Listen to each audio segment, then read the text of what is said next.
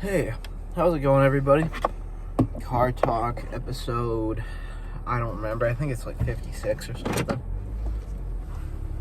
Today is leg day. So,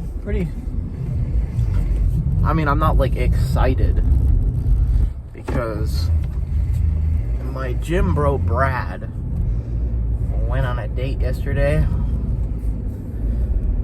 Which, I understand, like, buddy worked at 9 to 6 and then went on a date, like, until, like, midnight. He's not going to show up to the gym at 4.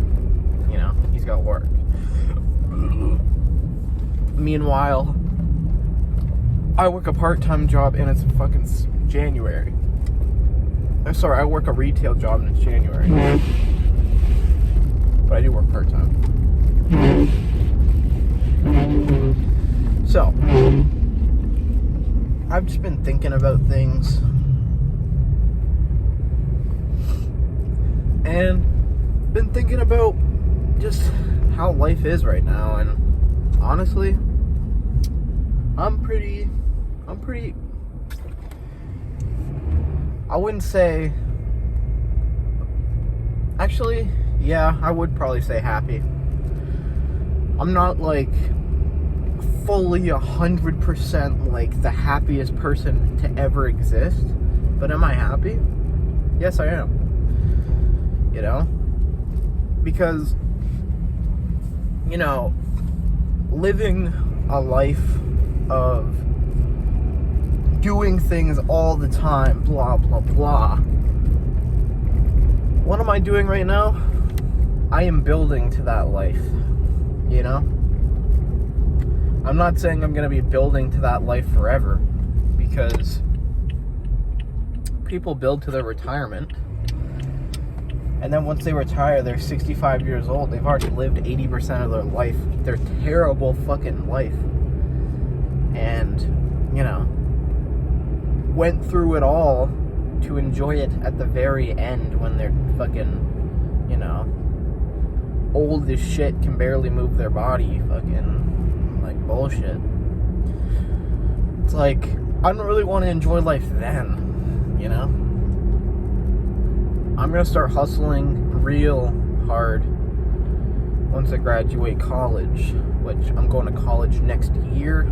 Took a year off so I could get a job and shit and just work and get money and lift. So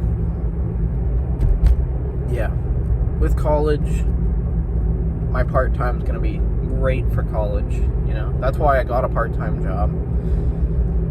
I didn't think I'd get one so quick, you know. I didn't think, like, I was just going to immediately get a job after searching for, like, 2 weeks or something. That's not immediate, but I only had one interview before. I had an interview at Spencer's before I got my job at Winners. I work at Winners as a warehouse associate.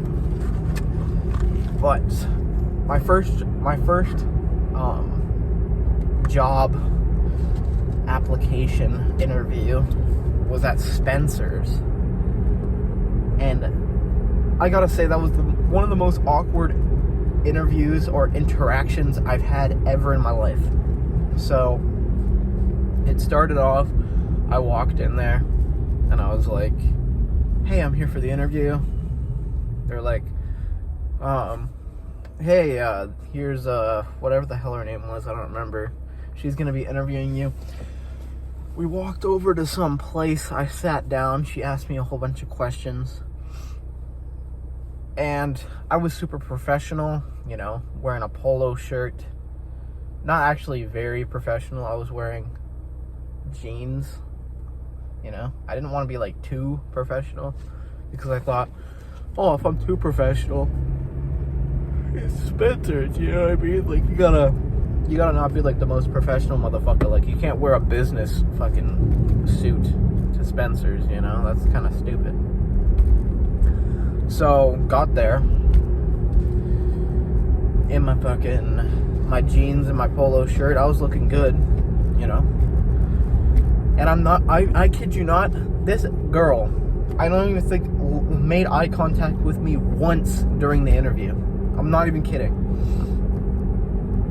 Like, I am not like Mr. Body Language, but I could tell you she was uncomfortable the whole time during the interview.